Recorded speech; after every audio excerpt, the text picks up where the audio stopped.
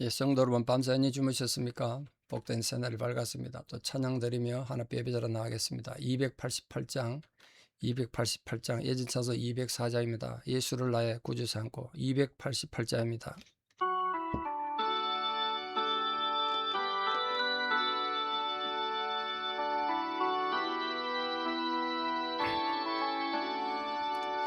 예수를 나의 구주 삼고 성령과 피로서 거듭나니 이 세상에서 내 영혼이 하늘의 영광 누리도다.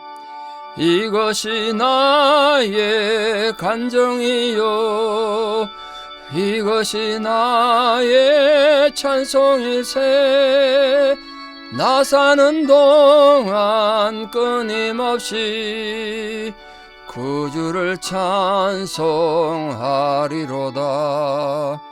온전히 주께 맡긴내요.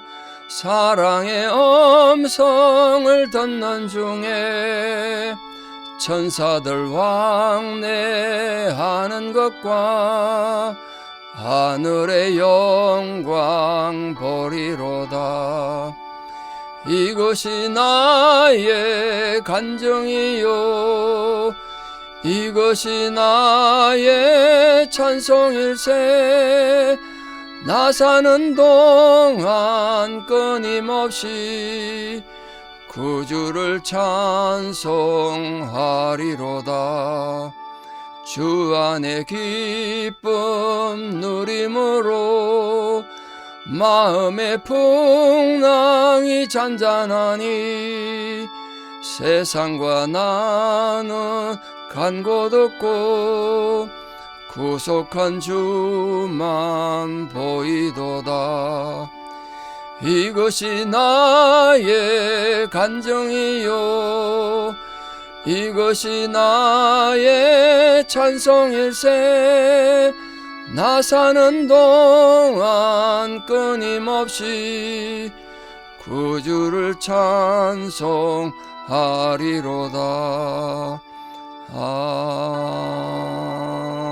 아멘. 주기도문으로 우리의 신앙을 고백드립니다. 하늘에 계신 우리 아버지, 아버지의 이름을 거룩하게 하시며 아버지의 나라가 오게 하시며 아버지의 뜻이 하늘에서와 같이 땅에서도 이루어지게 하소서. 오늘 우리에게 일용할 양식을 주시고 우리가 우리에게 잘못한 사람을 용서하여 준 것 같이 우리 죄를 용서하여 주시고 우리를 시험에 빠지지 않게 하시고 악에서 구하소서. 나라와 권능과 영광이 영원히 아버지의 것입니다. 아멘. 2026년 7월 17일 금요일 새벽입니다. 하나님 주신 말씀 요한복음 14장 27절에서 31절입니다. 요한복음 14장 27절에서 31절 봉독에 올립니다. 평안을 너희에게 끼쳐느니 곧 나의 평안을 너희에게 주노라. 내가 너희에게 주는 것은 세상이 주는 것과 같지 아니하니라. 너희는 마음에 근심하지도 말고 두려워하지도 말라. 내가 갔다가 너희에게로 온다 하는 말을 너희가 들었나니 나를 사랑하였더라면 내가 아버지께로 감을 기뻐하였으리라. 아버지는 나보다 크심이라. 이제 일이 일어나기 전에 너희에게 말한 것은 일이 일어날 때에 너희로 믿게 하려 함이라. 이후에는 내가 너희와 말을 많이 하지 아니하리니 이 세상의 임금이 오겠음이라. 그러나 그는 내게 관계할 것이 없으니 오직 내가 아버지를 사랑하는 것과 아버지께서 명하신 대로 행하는 것을 세상이 알게 하려 함이로라. 일어나라 여기를 떠나자 하시니라. 아멘. 예, 성경 전체에서 너무나 유명한 평화에 대한 예수님 말씀을 보셨습니다. 주님께서 나의 평안을 내가 가진 평안을 너에게 영향을 끼친다. 이렇게 되어 있거든요. 그 평안, 이 심적으로 굳건함을 가지는 게 평화입니다. 마음을 굳건하게 하는 것, 그게 평화. 헬라어로 에이레네고 히브리어 샬롬인데 이 평안이라는 인사는 이 말씀드린 것처럼 유대인들이 만날 때 또 헤어질 때 또 사람 누군가 떠나보낼 때 하는 인사입니다. 그런데 지금 오늘 예수님께서 하신 말, 이 너에게 평안, 에이레네 샬롬은 단순한 인사 말씀 아니고 지금 예수님과 헤어짐을 슬퍼하는 그 제자들을 위로하신 것 더불어서 앞으로 성령이 제자들에게 오게 함으로 인해서 누리게 될 그 영원한 평화를 말합니다. 물론 여기서 말하는 근심이나 두려움은 뭐 제자들이 지금 예수님과 헤어지고 예수님 뭐 이제 비참하게 죽는 과정을 보시게 될 텐데, 그런 과정에서 제자들이 겪게 될 뭐 어지러운 심적 상태, 불안, 고통 이런 걸 말하겠죠. 어떻게 마음이 아무런 동료가 없을 수 있겠습니까? 그런데 그께서 주님이 평안을 준다는 거예요. 근데 오늘 주님이 주신다는 평안은 예수님께서 십자가에 달리시를 앞에 두고도 예수님 평안하셨다는 거예요, 마음이. 물론 겟세마네 동산에 기도가 있습니다만 오늘 분명히 보면 지금 예수님이 십자가 죽음을 예상하고 앞에 두고 제자들 설교하는 거 아닙니까? 마지막 강화 설교를 하고 있는데 그것도 마음이 평화로웠다는 거예요. 어떻게 저런 상황에서 평안할 수 있지? 평안할 수 있습니다, 여러분. 어떻게 저런 상황에서 저렇게 평화롭게 행동하지? 주님의 평화가 있으면 가능합니다. 그래서 예수님이 주신 이 평화라는 건 예수님께서 십자가에서 자신을 희생하신 대가로 주어진 게 아니에요. 또 어떤 외부로부터 원조가 있어야만 주는 그런 평안이 아니고 분명히 이랬지 않습니까? 나의 평안입니다. 나의 평안. 예수님이 지금 지니고 계신 그 평안을 주시겠다는 거예요. 그러니까 이 평안은 이 세상에서 줄 수 없는 거고 이 세상이 이해할 수 없는 거고 이 세상의 어떤 존재도 이 평안을 해치거나 빼앗을 존재가 아무도 없는 겁니다. 그 평안을 주신다는 거예요. 그 제자들을 위로하시는 주님 모습으로부터 우리는 주님만이 진짜 우리 참된 평화의 근원이 되시는구나. 그러므로 이 시간 우리 모든 성도들 불안한 일이 있습니까? 두려움이 있습니까? 분노가 있습니까? 미움이 있습니까? 그 모든 마음에 이 주님의 평안이 영향을 주기를 축복합니다. 여러분 마음에 불안을 몰아내고 두려움을 몰아내고 미움을 몰아내고 절망을 몰아내고 주님의 평안이 여러분 마음에 영향을 주셔서 평안하시기를 축복합니다. 이거 얼마나 귀한 축복입니까?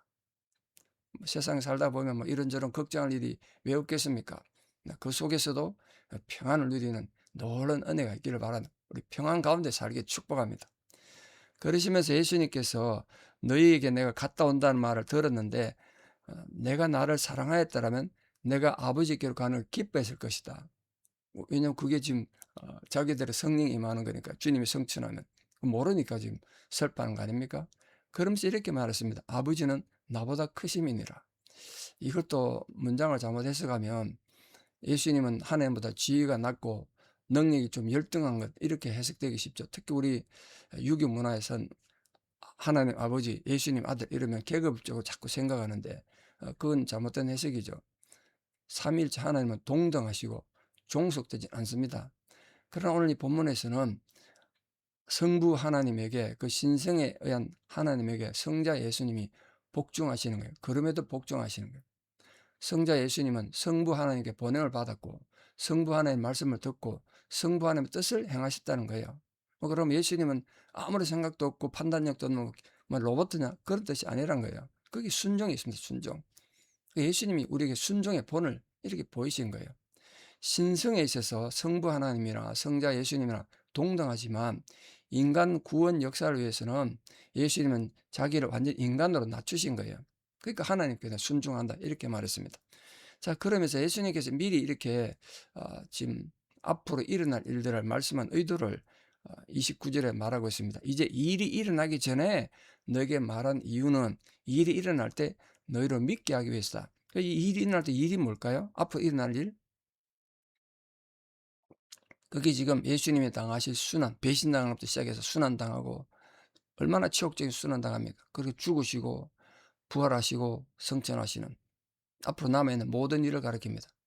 근데 주님이 이렇게 미리 말씀하신 이유는 물론 그 당시 제자들은 전혀 이해를 못했지만 앞으로 제자들이 당할 그 황당함이나 힘들 어려운 상황 미리 다 아시고 그때 너희들이 예수님이 그때 이래서 이 말씀하셨구나 뒤늦게라도 깨닫고 용기를 갖게 하기 위해서 지금 이 말씀하셨다는 거예요.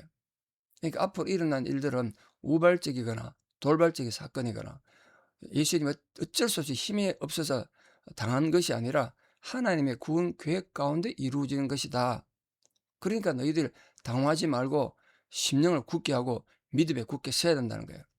우리 모든 성도들도 우리 앞에 닥치는 환난과 어려움이 우리 신앙을 성장시키는 훈련이다. 이걸 믿으시고 시험이 왔을 때 낭망치 말고 도리어 그 시험과 고난 때문에 우리 믿음의 깊이와 넓이를 더해가는 그 굳건한 시험을 잘 감당하셔서 굳게 서시는 그런 복된 성도 되기를 축복합니다. 그게 지금 예수님 우리를 위해서 기도하는 거잖아요. 앞으로 주님께서 그러시면서 이제 이후로는 너희가 많은 말을 많이 하지 않겠다 그랬습니다. 이유가 뭐라 그랬죠? 이 세상 임금이 오기 때문이다. 이 세상 임금은 사단을 상징하는 은유적인 표현이죠. 공중의 권세 잡은 자를 말합니다. 사단이 이 세상 지금도 활동하고 있기 때문에 말씀하지 않겠다는 거예요.